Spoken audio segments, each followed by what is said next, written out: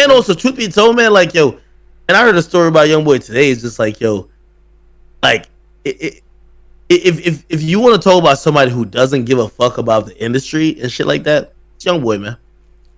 You know, like one of our favorite rappers was in the studio waiting for him, 7 hours. A top, I don't, I want to make it too specific. So I'm gonna say a top 5 rapper was in the studio waiting for him to make a song with him. Never showed up.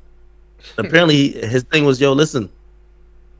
He told people around him. He said, yo, mentally he was going through some things, and he was in a state where he said he didn't want to bring that negative energy to the studio session with that person.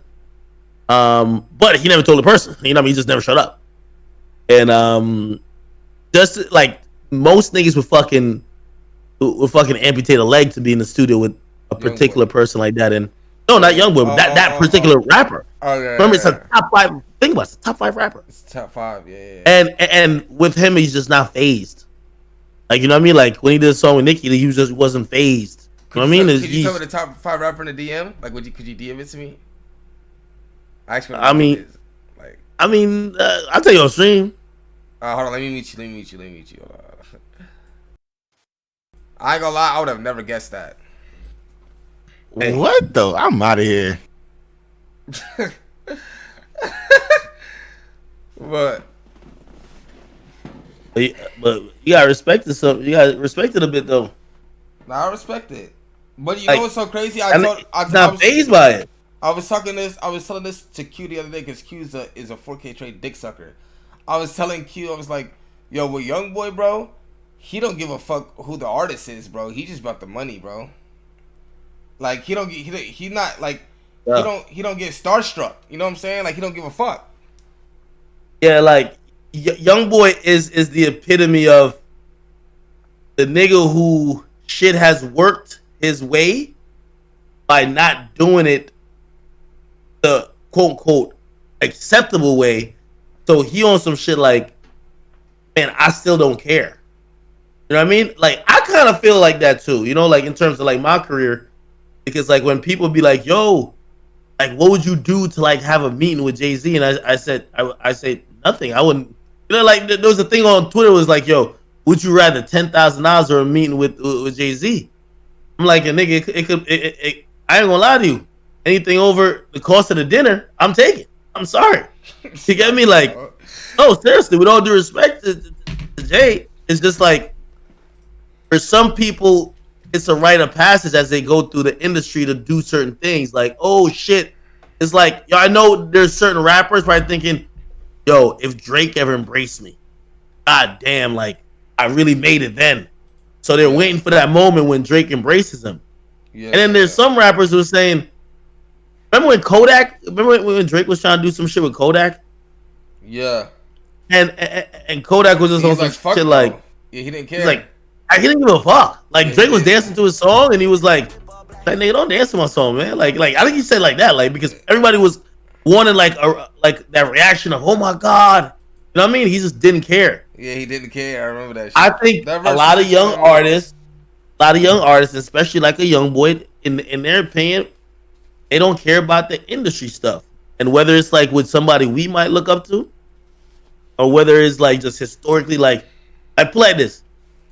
Like 5-10 years ago, the thing was, if you're shit, even now, I mean, to an extent, if you take a picture with Dr. Dre in the studio, it's like shit.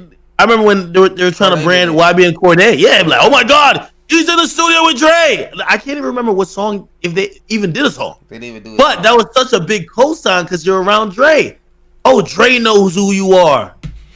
Like, there's some niggas who's like, yo, if Dr. Dre tried to get in the studio session with them, they'd be like, does that nigga use 808s? No? I get that nigga out of here then. You know what I mean? Like, yo, bring one of these niggas who, you know what I mean, like, got the club bumping. Yeah. So it's kind of one of those type shit. He just too street for the industry, bro. He just don't give a fuck about the industry, bro. It happened though. It can happen, but to get to that next level, you kind of do. You have to. You have to do it. 6 months. You know, I think Uzi. You know, I'm actually surprised that 21 Savage didn't go that route. What do you mean? Because honestly, when 21 first came out, I thought he was on the fuck the industry type shit too. Yeah, you see, man, antisocial, right? Yeah, he did. Let me say this. I'm gonna keep it true with you, and they gonna judge me because I say this. 21 Savage, an immigrant. He one of them niggas like trust me. 21's great with business. Like he cool and everything. And what I mean by he's an immigrant is like, yo, he not one of them niggas that's gonna let his ignorance pass up on business. That nigga's on top of everything. Yeah. He just finesses it where it's it don't look corny. He not the nigga that look like he's trying to do everything. Yeah. Word. Like he's definitely not that guy, but I definitely wouldn't say that he's a dude who like I think that was a perception just because like in interviews they felt like he couldn't be bothered with the shit. Or like he was more concerned with looking tough than actually talking, but shit.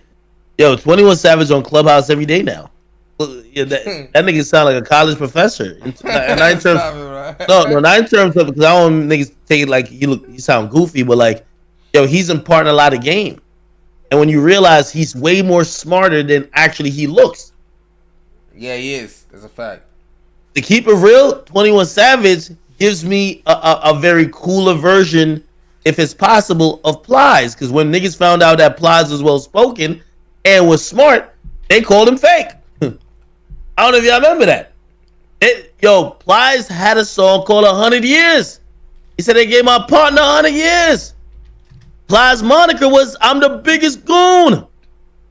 That was all good and well until niggas found out that nigga could, like his handwriting was pristine, that he could use mad big vocabulary words, and truth be told, he could talk without saying yo every 5 minutes.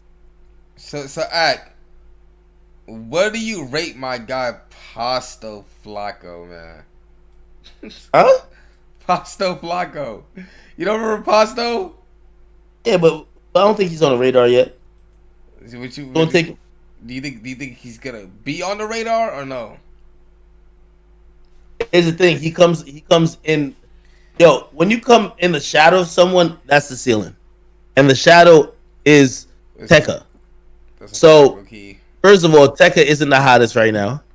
So it's not like we're just looking at everybody around. And by the way, there's a bunch of rappers that was trying to break in to the industry on the Tekka wave, except Tekka cooled down, which means if he cooled down, if y'all didn't already have a hit, the clones we're not checking for you that much. So y'all gotta have to get the hit for people to be like, oh shit, this is the next Tekka.